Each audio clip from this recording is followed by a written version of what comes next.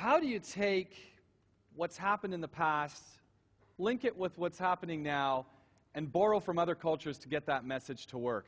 Yeah, our next TEDx speaker is Qais Sedki.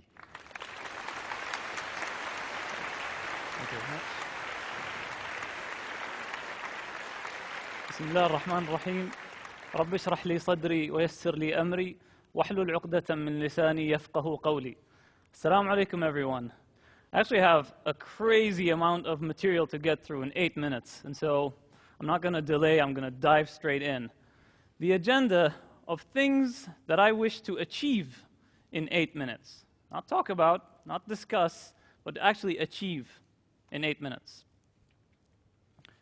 End world hunger, achieve everlasting peace, eradicate poverty, make the world a better place, and to top it all off, find the answer to life, the universe, and everything. Thank you. However, there's a slight problem. I can't do this. I need 8 lifetimes to do this, not 8 minutes.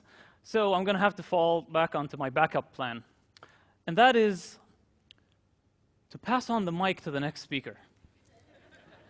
I'm kidding, of course. There has to be a catch, obviously. And thankfully, there is. Let's take another look at this agenda. Well, first of all, we have 20% of this agenda, not just doable, done. I'm talking about this last one, finding the answer to life, the universe, and everything. And I actually have the answer on the back of this slide. And before I show it to you, something tells me, you're a smart crowd. I'm sure someone out there knows it. So let's put that theory to the test. I'll open it up to you, TEDxers. If you know the answer to life, the universe, and everything, please shout it out now. Yes, indeed. I told you. And for those of you scratching their heads, wondering how on earth the answer to life, the universe, and everything is 42, once the event is over, just ask those who answer. They'll give you a wonderful answer. So, meanwhile, I need to get back to this sticky agenda. What we have here is 4 remaining points. And I'd like to say something about the first 3. Those first 3 points are absolute in nature. And what I mean by this, if we take the first one, for example, end world hunger. What do we need to do for that? Well, there has to be not a single hungry soul anywhere on the planet. Achieving everlasting peace, no wars, any point in time, anywhere in the world. Eradicating poverty, no one living below the poverty line, period.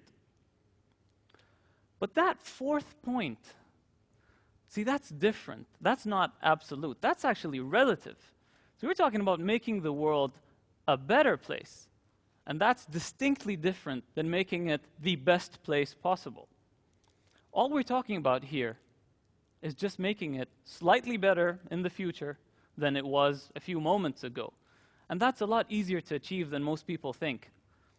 Actually, I think it's so easy that all you need to do is just one simple thing. So my one step to a better world is actually my idea worth spreading. And I honestly believe this. All that we need to do is to simply put our interests to good work. And I want to take a moment here just to talk about a bit of my own personal experience. About 5 years ago, I had something of an awakening when I suddenly realized that the years I spent studying information technology and the years I spent working in that field, well, it was a sad conclusion, but it was time spent doing something that was maybe practical, but not necessarily something that I was very passionate about. And so it set me on this mission to try to find what it is that I'm actually passionate about. And what I did is I sat down with a pen and a paper, and I let the floodgates open. I started writing every single thing I could think of, stuff I was fascinated in, interested in, pastimes, hobbies, you name it. I just started listing them out. And once I was done, I thought, okay, now what? What I did was I took 2 things off that list, not one. I chose 2 things, and I decided that I was going to try to creatively mesh them together into some solution, and here's the catch, that addresses a challenge. So basically, I was trying to do stuff that I would think was cool and fun and enjoyable, even if I was doing it for any reason, and then try to apply that towards something that others would benefit from.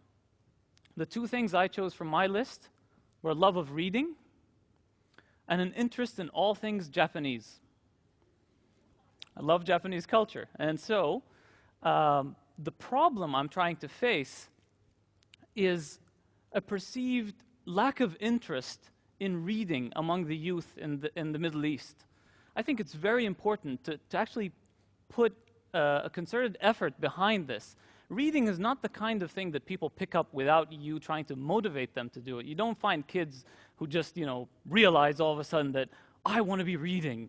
They'd much rather be playing video games, watching TV, movies. It comes naturally. It's a much easier pastime.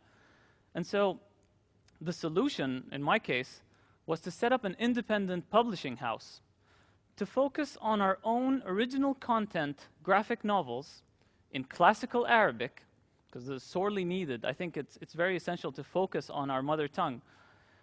And the Japanese part comes by following the manga format. So I set up the company, wrote the first volume. It's been printed, it's actually out on the shelves, and it's doing wonderfully. I mean, there's a lot of media interest, a lot of the fans really like it. And so this is kind of the experience I had. I want to share another thing with you. I was watching this video biography of this individual's life, and this one part really stuck out. It was this part where a mathematics teacher was talking about how she was trying to guide this individual towards a career in mathematics because, and I quote, "That's where the money is," end quote. I actually have a photo of this individual, and you might recognize this guy. He is indeed Michael Jordan. And I think, in retrospect, probably the greatest thing he ever did was to totally ignore his teacher's advice. By following his passion, what Michael Jordan was able to do was continue doing the thing that he'd actually, if he had to, he'd even pay people to play basketball. He's been an inspiration. He's done what no other basketball player has been able to achieve. He's done so and shown great sportsmanship. He's been an inspiration to people who have followed his every step of his career. And, surprise, surprise, he makes a lot more than any mathematician I know. So this is just one example, and it's by pure coincidence, that two people whose work has directly influenced me and inspired me have already spoken here on this stage.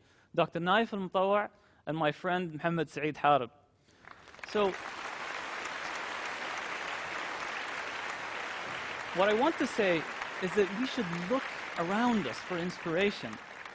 People will inspire us, but don't forget to look inwards for your passion. It lies within you. It's not for me to tell anybody else what to be passionate about. It's your decision. So let's go back to that sticky agenda. And I think we've kind of laid out a structure for how to mark that fourth one as done. The first three are actually really tough. No one up to this point in time can lay a claim to those. But what I'm trying to say is that if we focus on the fourth one, if we focus on doing our part, that maybe sometime in the future, someone will be able to stand up here and mark those three as done. I think that's not bad for 8 minutes, to be honest. And I'd like to take some time here to just say, what is it that I'd like you to take away from this TED Talk? Once the event is over, I want you to ask yourselves, what is it that you plan to do with your 8 minutes? What are your interests? What's your list going to look like? What 2 things might you choose? How can you creatively put them together to solve something that would benefit others? How can you change the world around you? It's really easy. It's not that difficult. And the last thing I want to say is something my mother keeps reminding me of. My mother always tells me, the day we stop dreaming is the day we die. All right, granted, we don't really die, but I wonder, I mean, are we really living, if we're living our lives without dreams, without passion? I don't think so. I think it's very important to dream. Not only that, dream and dream large. Don't sell yourself short on dreams. Dream as big a dream as you can. And don't stop there. You need an action plan. You need to think about what kind of steps you can take towards realizing these dreams. So and I think it's only then that you can truly be the best person you can possibly be. Dream, do, be. Thank you for listening. Thank you. Thank you. Thank you.